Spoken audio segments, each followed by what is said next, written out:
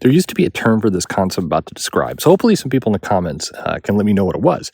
But it's basically giving people the chance to find their way back. And what that means is in the heat of the moment, when emotions are high and you're upset about something, you often say things that are more charged. You say things you may not completely agree with. You may be duped by some bad actors who are kind of spurning you on.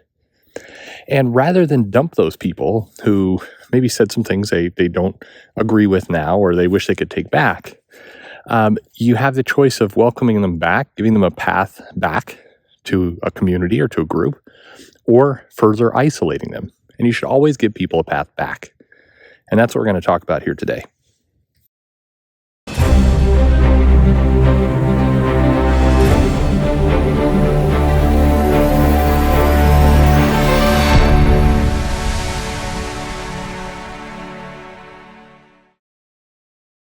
Hey everybody, this is Perch. I've got some videos coming up talking about the real nuts and bolts of the comic business around orders and around sales and around how pricing gets taken. And it's a lot of inside baseball type stuff. It never does very well, but for the people who do watch it, they really like it. So I want to put more of that stuff in because I don't care if I do well or not.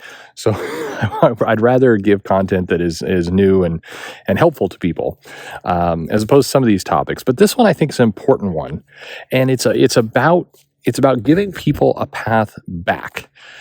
Arguments happen in life all the time. People say things they regret. Maybe people say things that are a little bit more charged. Maybe they say things with only some of the information. And when they get more information, they'd like to revise their point. And I think as a civilized society, you want to give people the ability to do that. We want to give people the ability to, update their story. They shouldn't have to live with one comment that they made for their entire life. Most people would agree with that.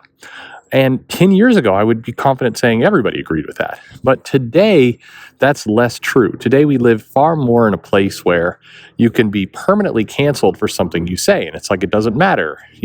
People like to be kind of armchair therapists and say, well, no, this is clearly revealing a deep-seated, internalized hatred. And, it doesn't matter what the circumstances were. You deserve to lose everything.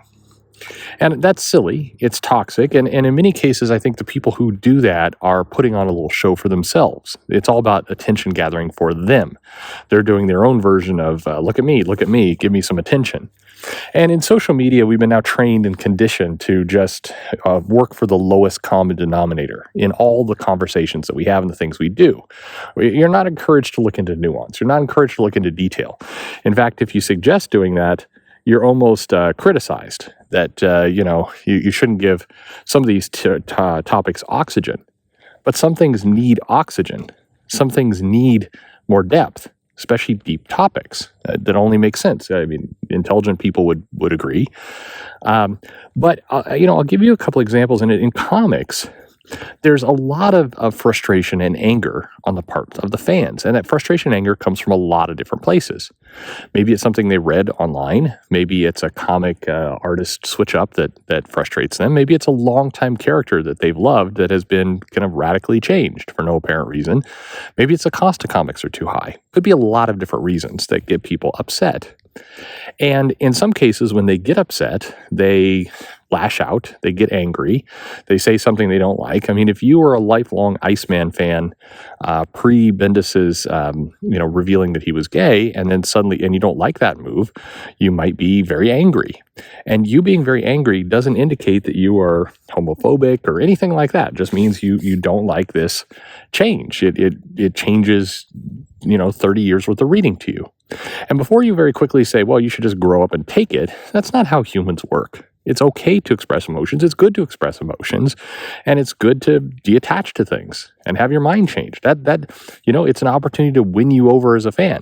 And there are people who said, I didn't really like that change to Bobby, but, it worked out okay. There are people who think that way, and that's normal. But when you label them, and this is the problem with in my mind, the whole rapid push to call people Nazis or a hate group or any of that, that's a very extreme term. And when you do that, you close the door to that person ever coming back on both fronts. First off, if you are kind of angry or express something, by the way, when I say angry, I'm not saying you go on some racist tirade that is like that goes on for several days. I'm not talking about those people. I'm talking about people who go on and say, "I really hate this comic. I hate what they did to Bobby." That's it. If that's the kind of comment you make, you do not deserve to be labeled part of a hate group. If you go on to Twitter angry about this movement and you follow a bunch of people who are ranting about this because you're looking for camaraderie around how you feel, you don't deserve to suddenly be branded forever part of this awful group.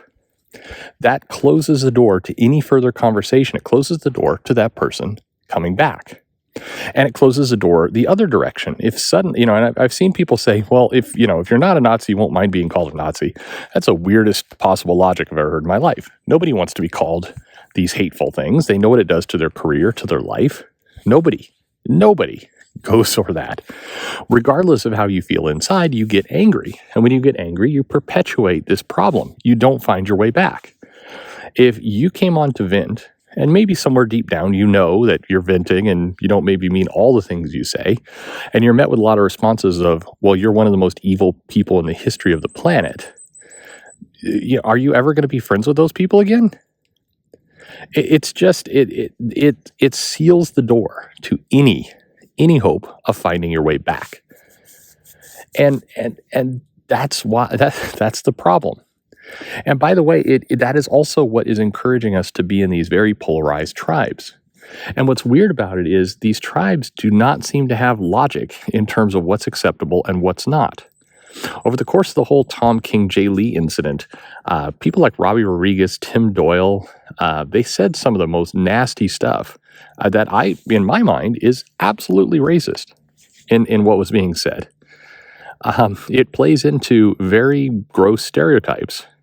Back in the 40s around the clueless Asian. And they were, cheerfully throwing this stuff out there.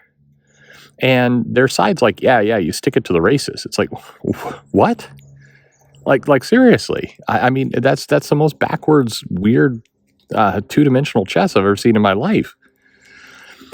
But this is what it does. When you close the doors, it allows like goofy, insane behavior to go on within, in theory, your own group. And then I think you feel obligated to support it because the other side has closed the door on you. There's a lot of people, I'm sure, who watch that stuff go down with Rodriguez and Doyle, who are, in theory, on their side on most things, who would watch that stuff and go, wow, that's not okay. I know for a fact I got several people messaging me saying, "This, have you seen this? This is nuts. This is not helping." But I guess they're on my side because the other side calls me a complete sellout, a cuck, all these kind of nasty words. So, there's no working with them. And how goofy is that? That's the problem with where we are in comics today. There are people on both sides of the equation who are happily fundraise off all this. They get attention, they get money, they increase their projects that they work on. They mail things out like, if you want to know who the really bad people are, just DM me and I'll let you know, hint, hint. There are people who go on live streams and fundraise off this whole activity. Those are the people who want the door shut. Their whole game does not work if it allows people to kind of, greet each other and work it out. Their scheme needs polarization. Their scheme needs enemies. If there are no enemies, it doesn't work. You're not fighting against anything. I mean, imagine a response to the person who mailed out that, if you want to know who the bad people are, just DM me and I'll tell you. If you just respond to that saying, you know what, I can actually do that myself.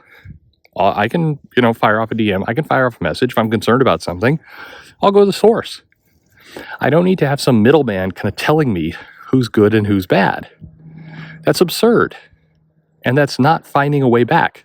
You need to give people the opportunity to make up for maybe mistakes they've made, to find their way back to a conversation. And again, to be clear, there are people who absolutely don't deserve a way back. They are happy with this system. They encourage it. They fight. Those people are not the ones I'm talking about. I'm talking about the 95% of fans that just found themselves in a weird situation. If you came on Twitter, you were upset about something, not furious upset, just a little upset.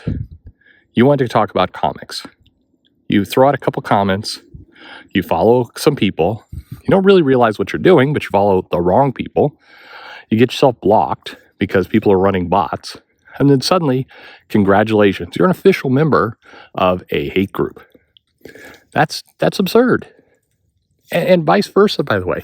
If a creator is making a comic that they poured their life into, or let's say not even their life, but they put many, many hours, they roll something out, maybe they had editorial interference, they're frustrated with that, they're not getting paid as much as they should, they have some deadlines, they got a health scare in the middle of it, they're stressed. They come on Twitter and they pop off and they say something like, F you. Then suddenly, there's a subject of 50 videos of people saying, can you believe this person? This person is the worst. Everybody dogpile this person. Quick, give money to my project so we can stick it to this guy. You're not giving that person away back either. We've got to, there's really two routes for us. We either have to start building a bridge to allow people to come back and have a conversation, even if we don't agree with everything, or we have to get everybody off Twitter. So it's kind of A or B. Like we can't continue to have both because it's burning things down. There are some people who will hear me say this and say, I'm vouching for one side over the other. If that's you, you're missing my point. My point is we're healthier as a group. We're healthier without the bad actors, the people who are trying to stir up trouble just for their own means. We're healthier without those people. And we need to, and if you're one of those people who really feels like you got your axe up, you're ready to go fight, consider giving some of these people who really just want to be entertained and have some good content, consider helping them find their way back to normalcy. That's what we need. Anyway, enough about this. Like I said, I've got some videos on the comic business coming up. I think I've exhausted this topic plenty, but it stirred up a lot of thoughts, a lot of emotions on me, and I just think it's right within our grasp. We can be at a better place. It's possible. Hope springs eternal. But time to talk about comics. Anyway, hey, like, subscribe, share with a friend, help somebody find their way back. That's what we should do. Thanks for listening.